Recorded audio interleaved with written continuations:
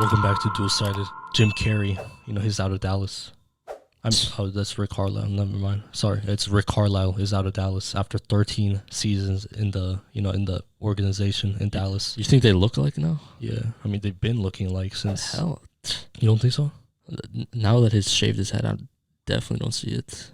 I think Jim Carrey shaved his head at one point too. Yeah, he definitely looked like he had one. He had hair. But regardless, Jim Carrey or not, Rick Carlisle had 836 wins, as a head coach, career wins, which is the third most amongst, active coaches, which obviously is, impressive as is. The two in front of him is Doc Rivers and Greg Popovich. The career wins is 15th of all time, but unfortunately, he won't be continuing to add onto those wins in Dallas. Obviously, 2000 he won the championship 2011. Yeah, 2011. Also a Coach of the Year winner in 2001-02. Yeah, in my opinion, one of the best coaches of this generation. I think he's the longest tenured coach, if you think around the league, obviously behind Popovich. Yeah, Rick Carlisle, and he was on the hot seat a few seasons ago, I believe. If I'm not mistaken, before they got Luka, I think it could have been that season, but he helped turn that around. Adrian Wojnarowski, or Woj, tweeted, Rick Carlisle, who led Dallas to the 2011 NBA championships, informed Mavericks owner Mark Cuban today that he won't be returning as coach next season. Carlisle told ESPN Carlisle had 2 seasons left on his contract. He spent 13 seasons as Mavericks coach. So the man himself, Rick Carlisle, also put out a statement stating, after a number of in-person conversations with Mark Cuban over the last week, today I informed him that I will not be returning as head coach of the Dallas Mavericks. This was solely my decision. My family and I have had an amazing 13-year experience with, great people in a great city. It has been an honor to work alongside Mark, Sint, Donnie, Finn, Keith, Dirk, J. Kidd, and every player and assistant coach I've had here. Dallas will always be my home, but I'm excited about the next chapter of my coaching career. So, I mean, this is not the, not the only news from the Dallas organization. This week on Wednesday, they announced that they let go of the president of basketball operations, Donnie Nelson, after 24 years with the Mavericks. And, with the rising star and obviously Luka Doncic. And it's safe to say he's the future MVP, huh? Yeah, for sure. I mean, just the way he nearly carried the Mavericks. I mean, it's just a matter of, what they build. And we'll get to that in a little bit. I mean, how serious is the issues in the organization in? It's, before you move on, it was, I don't know if you read that, Luka, his relationship with Carlisle was definitely rocky. Yeah. Even watching games, there was a bunch of situations where Carlisle, he called timeouts. Yeah, and Luka, he was like, Yeah, I think that's just regular stuff. But I mean, I don't know about if he's unhappy. I don't think he really cares about the Carlisle departure. But I mean, I think he cared about the Donnie Nelson, which, I mean, he was a little shocked by that. But I mean, ultimately, I think Luka's gonna stay, and I think they're gonna build around him. But I mean, this brings up to to the next question. I mean, should the Mavs rebuild? Just start with Luka. No, you gotta give a trade KP. Porzingis. I don't think he's not a good fit with Luka. Huh? Yeah, and there's another relationship issue. They definitely don't get along at all. Even Mark Cuban, he said that himself. And Porzingis also said that he doesn't feel like he's the second option at times, which that's ridiculous if he even thinks that. It's clearly it, huh? Yeah. I mean, at times he could be the guy, huh? Like he's. Yeah, and he didn't step up at all in the playoffs. He could have stepped up and proven, maybe he could be a guy alongside Doncic, but he didn't even step up. It was Hardaway Jr. who stepped up. Yeah. So I mean, at that point, you just gotta take the game, and let it react to you. You can't just react to the game, and that's what Porzingis did. And he obviously had a. It doesn't help that with his injuries. So. Yeah. So I mean, that's not. You gotta get rid of him, and everyone else, in my opinion. I don't see any other keepers there unless I'm only Hardaway.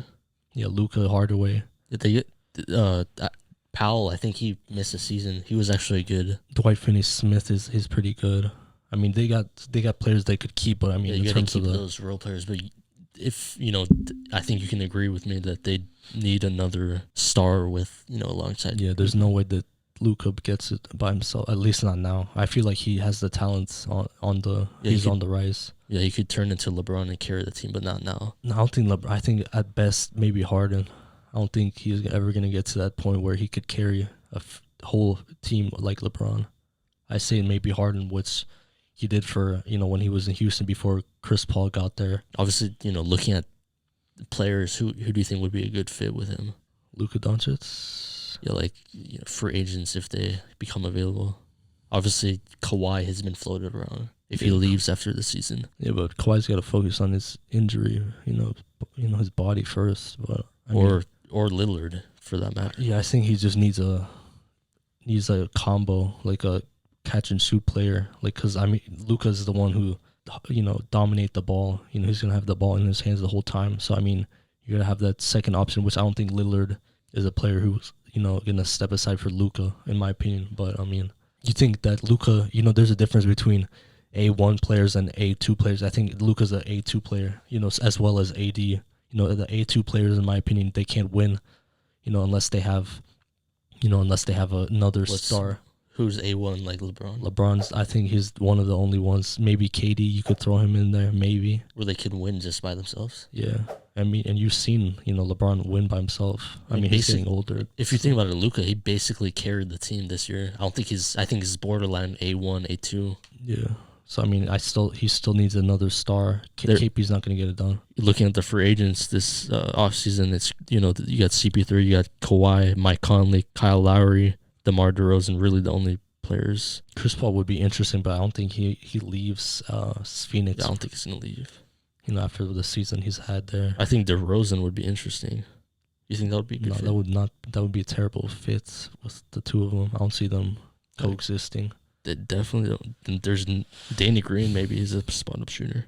No, they're going to have to make some trades. I don't think you get anyone from free agency anytime soon.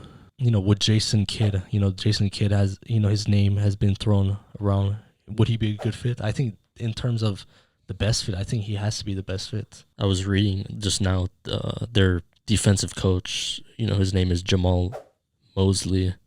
He obviously they had one of the best defenses the year before when they almost beat the Clippers. They locked them down. This year they had the 9th ranked in total defense and points allowed. So yeah, but I think you need like I don't know who that is. He may have had experience, but in terms of Jason Kidd, Jason Kidd was a star at one point. So having him, take Luka under his wing. And Jason Kidd also won a championship in Dallas in 2011 under, ironically under Rick Carlisle.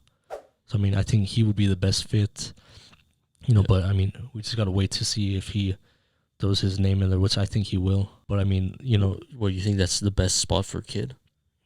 Yeah, it's either that or Portland. But Portland, I don't know. I thought he was interested in Orlando for some reason. Yeah, maybe just to be in Orlando. But I think he withdrew his name from Portland actually, which I think if he withdrew his name from Portland, I think that Damian wants out. Maybe. We'll get to that another time. But we said what's next for the Mavericks. Who's the projected next coach? Who's the projected next destination for Rick Carlisle, in your opinion? Another report. He was interested in Milwaukee. Obviously, he has a history there. If they move on from Bud, which I don't think will happen. I don't know. After just a couple or 1 or 2 seasons, I don't know about that. I don't know. Portland, maybe? No, I say Celtics have been most likely. Yeah, Celtics. He played there too, huh? Yeah. So a reporter stated that they would be surprised if he wasn't coaching the Bucks or the Celtics by next season, which in my opinion, it makes more sense, the Celtics, because Danny Ainge, he stepped down as from the front office, and then, obviously Brad Stevens, he got, promoted. So he's no longer the head coach. Now they're looking for a head coach. I think Carlisle would be. I think it's either him or Becky Hammond. She's in the running too? I think there was Stevens, he a few years ago he said he saw Becky Hammond becoming a head coach in the upcoming years. So Yeah, maybe. so that would be interesting. I mean, you got young talented players. Number one, you got Tatum, who as well. I mean, you could argue that him, he could maybe. Who would you rather have, him or Tatum or Luka? Luka, easily. Yeah, I mean Tatum. He has the ability to be a MVP caliber player. I mean, you've seen him drop like 40 or 50. I think this. But honestly, wouldn't you take Tatum over Zion right now? I'd probably take him right now. Yeah, right now, but I don't know. And another team that he could possibly go to, but I don't think Carlisle wants that. The pressure of, because if you coach, Zion, I think you're gonna be added pressure. It's gonna be added pressure, which I don't think Carlisle is looking to have. But who wins this move? You think the Mavericks are better off without him, or Carlisle is better off without the Mavs? I think it's mutual. I guess it's mutual. I think it both sides. It's it was time to move on. Yeah, after 13 seasons, I mean, there was a time for a hot second that he was on the hot seat. So I mean, so you just gotta move on every once in a while, and I think the Mavericks are headed in the right direction. You just gotta build around Luka, and if you build around Luka, you get rid of those, KP. You don't see them making the playoffs next year, huh? No, I don't think so. So I mean, Luka's gotta, that's where he develops. He gets those experience, those, which I feel he's ready for that next level. I mean, he almost swept the Clippers 2-0. They started. So, I mean, at that point, you just need the others to step up. Another crazy headline. I mean, at this point, at this, tempo, at this speed, the NBA is continuing with the, groundbreaking news. So, I mean, let us know down below your thoughts. This is Dualsighted. Follow us, Instagram, Facebook, Twitter. And thanks for watching. Peace.